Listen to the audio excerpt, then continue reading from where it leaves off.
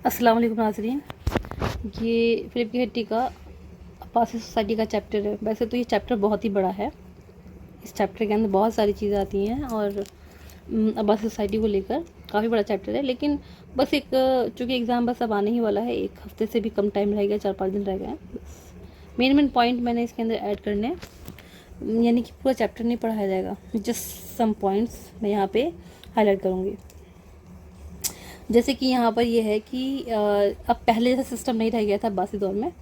यहाँ तक कि जो अब्बासी दौर थे उनका कि उनकी वाइफ कौन रहेंगी, उनके बच्चों की माँ कौन बनेगी, इस मामले में भी उनकी जो चॉइस थी ना वो बदल गई थी अब्बासिद की। No value in Arabian blood, मतलब अब ऐसा कुछ नहीं रह गया था कि उनको मतलब अरेबियन से ही शादी करनी है। अब देखें ये यहाँ पे याद रखने वाली बात है, पूछ सकते हैं। Among the Abbasids only 3 caliphs were son of free mother. इतनी बड़ी अब्बासी डायनेस्टी इतने सालों पर मुहित थे, सिर्फ 3 खलीफा ऐसे थे जो कि एक आज़ाद माँ से पैदा हुए थे, जिनमें एक है अबुल अब्बास यानी कि फाउंडर ऑफ द डायनेस्टी, अल मेहदी और अल अमीन। बस ये 3 ऐसे शख्स हैं, यानी 3 ऐसे खलीफा हैं जो कि आज़ाद माँ से पैदा हुए हैं।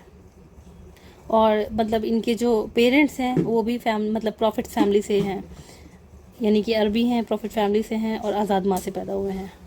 जबकि इसके बरक्स अगर देखा जाए तो अमंग द उमैयद 12 कैलिफ, बनो उमैया में 12 खलीफा हुए हैं, जिनमें से यजीद थर्ड ऐसा था जो कि एक नॉन अरब फैमिली से पैदा हुआ था।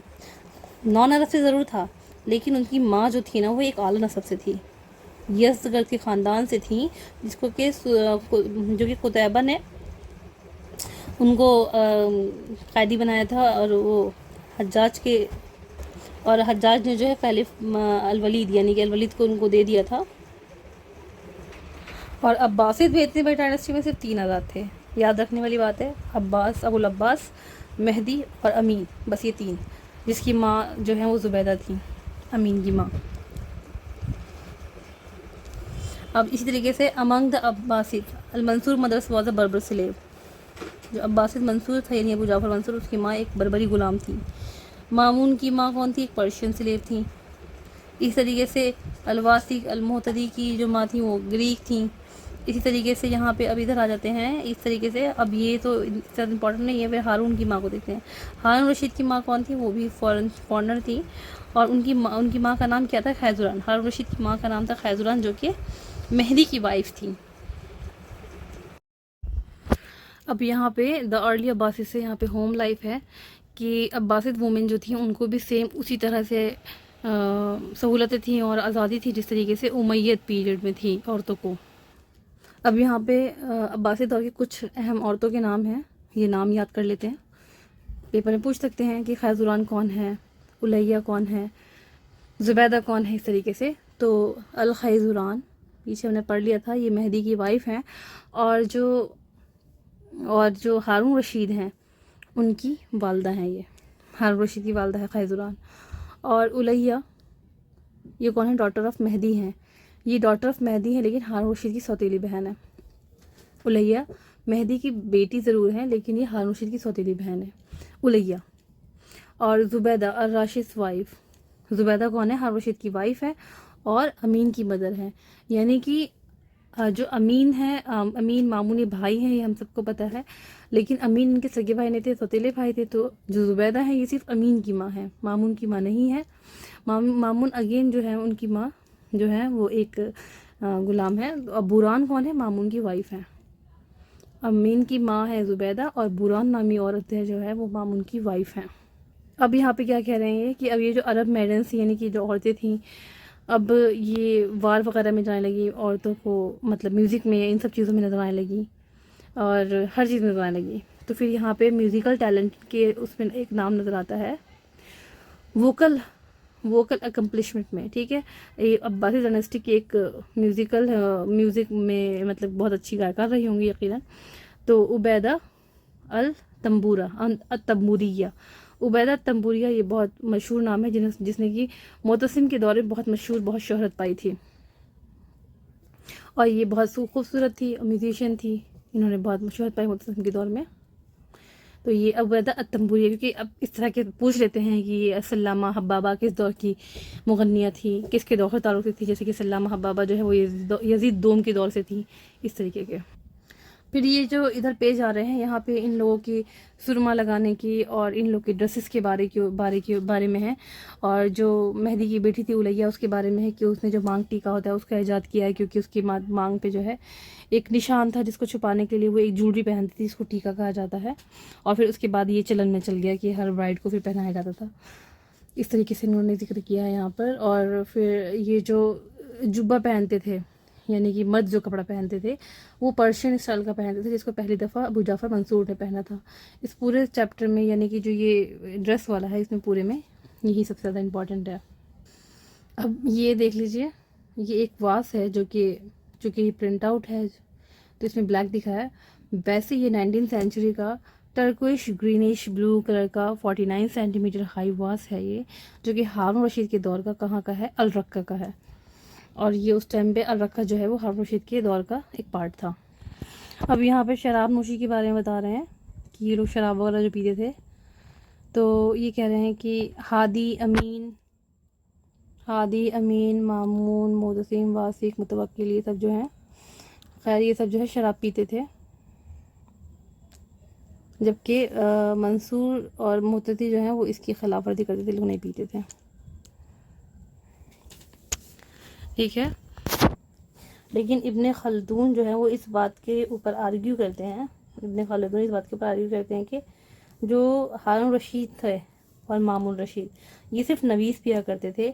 और एक बार पेपर में क्वेश्चन है, नवीज़ क्या होती थी, एक बेवरेज है prepared by soaking grapes resins और डेट्स। ठीक है, नवीज़ ये है, तो ये आसान है, ये भी लेकिन पेपर में आया हुआ है, इसलिए मैंने हाईलाइट कर दिया है। अब यहाँ पे गेम्स आ गए हैं, जो इनके दौर में गेम्स खेले जाते थे, कि अल राशिद यानी Harun Rashid is credit with being the first Abbasid caliph to have played and include chess खेलने वाला पहला है।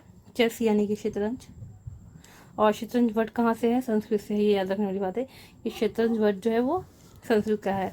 और शतरंज कहाँ का गेम है, इंडिया का गेम है, शतरंज एक इंडियन गेम है। और उसके बाद क्या है वो, ये आरिस्टोक्रेसी यानी कि फिर ये शाहाना जो है, मतलब शाही लोगों का, महल के अंदर के लोगों का ये फेवरेट गेम बन गया चेस खेलना। और हारून रशीद ने शार्लेमान को जब प्रेजेंट भिजवाए थे तो उसमें एक चेस बोर्ड भी भेजा था, ये सवाल एक बार आया हुआ है। इंडोर गेम में चेस खेलते थे, और आउटडोर गेम में क्या खेलते थे, पोलो यानी चौगान, और क्या खेलते थे, बॉल एंड मैलेट्स के साथ। हॉकी टाइप का कोई गेम होता होगा, फिर ये सब जदीद खेलते थे। और उसके बाद इसके अलावा क्या था, हॉर्स रेसिंग यानी घुड़दौड़ और हंटिंग शिकारी। और जो अब्बासी कैलिफ थे उनमें ख़ास तौर से जो पोलो का शौकीन कौन था, मोतसिम था। और एक मरतबा उसने अपने टर्किश जनरल अफशीन को खेलने के लिए बोला था, तो उसने रिफ्यूज़ कर दिया था, क्योंकि वो एक ईमान वाले के साथ जो इवन गेम में भी उसके अपोज नहीं जा सकता है, बहरहाल जो भी था। और इस गेम के अंदर जो बॉल यूज़ होती थी, वो बॉल किस चीज़ की बनी होती थी, लकड़ी की बनी होती थी, जिसको तब तब कहते थे। और रक्का में घुड़सवारी का जो कंपटीशन हुआ होगा, जिसमें कि हारून रशीद ने पहला इनाम जीता। अब ये हो गया पीछे घुड़सवारी, उससे पहले हो गया पोलो, अब ये हो गया हंटिंग में। हंटिंग में सबसे ज़्यादा जो फॉन्ड ऑफ हंटिंग था वो कौन था, अल-अमीन था। अल-अमीन पर्टिकुलरली लायन का बहुत ज़्यादा, उसको लायन की शिकारी का बहुत ज़्यादा शौकीन था। और अबू मुस्लिम खुरासानी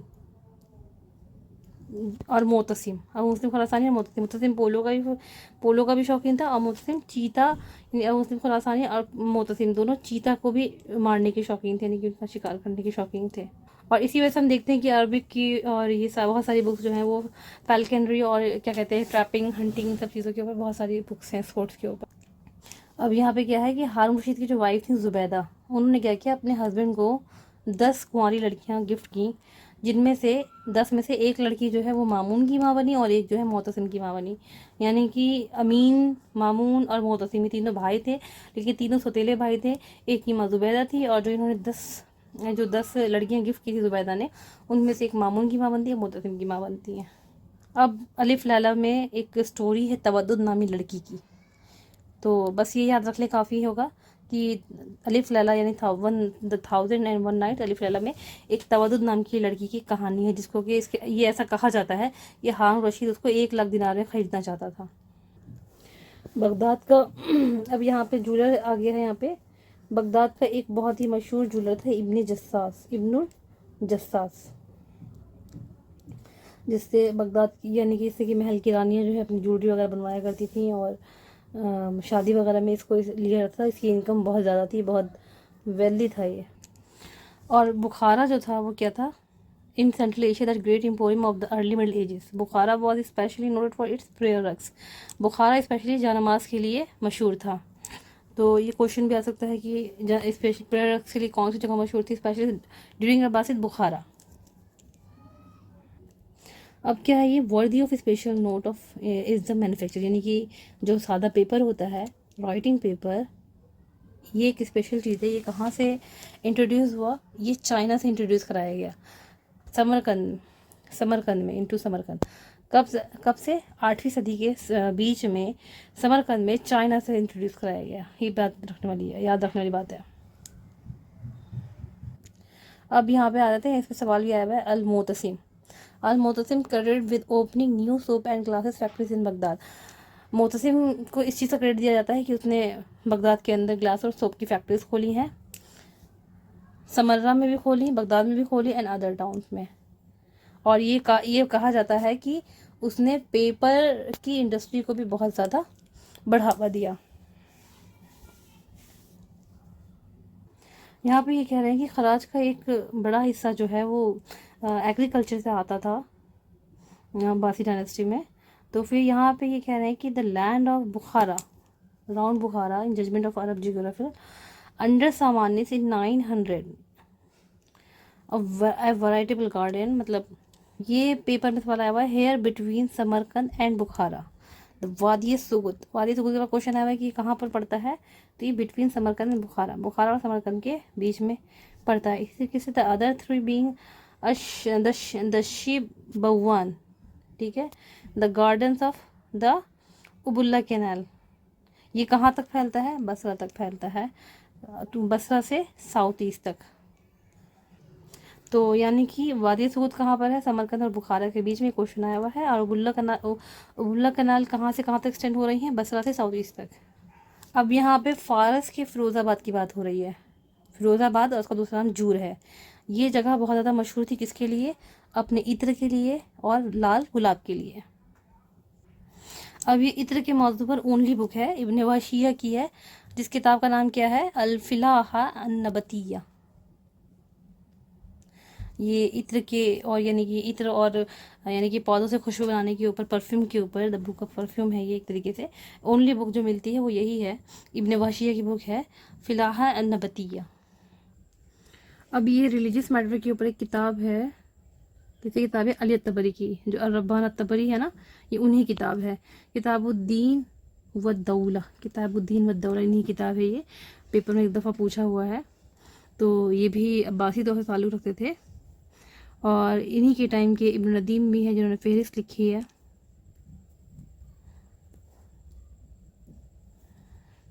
और ये क्या लिखा है इन्होंने, both old and new testament were already in exist in Arabic in more than 1 version. यानी कि ये जो क्रिश्चियंस की जो किताब होती है बाइबल, उसके बारे में इन्होंने अपनी फहरिस्त में लिखा है कि वो ऑलरेडी अरबिक में थी। बहरहाल ये बात एक अलग चल रही है, लेकिन ये इसी तौर के नदी। अब ये आते हैं अहमद इब्ने अब्दुल्ला इब्ने सलाम। इनका नाम इसलिए अहम है क्योंकि इन्होंने बाइबिल को अरबिक में ट्रांसलेट किया। कब किया, हारून रशीद के अर्ली डेज़ में। हारून रशीद का 23 साल दौर है, उसमें इन्होंने अर्ली डेज़ में ट्रांसलेट किया है। क्या नाम है इनका, अहमद इब्न अब्दुल्ला इब्ने सलाम। इन्होंने बाइबिल को अरबी में ट्रांसलेट किया है हारून रशीद के दौर में। इन 1985 अल-मकदसी कहते हैं इस बारे में कि सीरिया में ज़्यादातर मनी चेंजर्स और बैंकर्स कौन थे, अल-मकदसी में ये यूज़ थे। और मोस्ट ऑफ द किलर्स और फिजिशियन कौन थे, सीरिया में फिजिशियन क्रिश्चियंस थे। उस दौर से ही ये लोग देख लीजिए कितना आगे थे कि ज्यूस जो थे वो मनी चेंजर्स और बैंकर्स वो ज्यूस थे, और क्लर्क और फिजिशियन यानी साइंस में जो आगे थे वो क्रिश्चियंस थे। और ये हमने कई दफ़ा पढ़ा है कि स्पेशली मोतज़िद के दौर में और पर्टिकुलरली मोतज़िद के दौर में कि मोर देन वन ज्यूज़, एक तो क्या कहते हैं कि एक तो वैसे भी जूस की बहुत ज़्यादा आबादी नहीं है, लेकिन उसमें भी मोर देन वन जूस जो है वो एक स्टेट की हायर पोजीशन को रखते थे, बड़ी बात है। अब यहाँ पर आते हैं कि साबित इब्ने कुर्रा, ये कौन था? साबी था। साबी मज़हब है जिसे ज़ोरोस्ट्रियन कहते हैं, वही। और फिर साबित इब्ने कुर्रा का बेटा साबित सन सिनान, इसको काहिर यानी कि काहिर बिल्ला ने क्या किया था? इस्लाम कबूल करने पर फोर्स किया था। यार यहाँ पे ये इंपॉर्टेंट है कि पेपर में से सवाल आ सकता है कि साबित इब्ने कुर्रा का रिलीजन क्या था, तो वो एक ज़ोरोस्ट्रियन था, यानी साबी था। और ज़ोरोस्ट्रियन का जिक्र कुरान में कितनी बार आया है? Only once in the Quran. India में ज़ोरोस्ट्रियन कहाँ पाई जाती है? यानी कि जो पारसी लोग होते हैं वही ज़ोरोस्ट्रियंस होते हैं, इन्हीं के जरिए इंडिया में जो है वो प्रिजर्व है अभी तक जो पारसी मज़हब ज़ोरोस्ट्रियन है। और अब्दुल्ला इब्न मुकफ़ा के बारे में कहते हैं कि the earliest among whom was Ibn मुकफ़ा।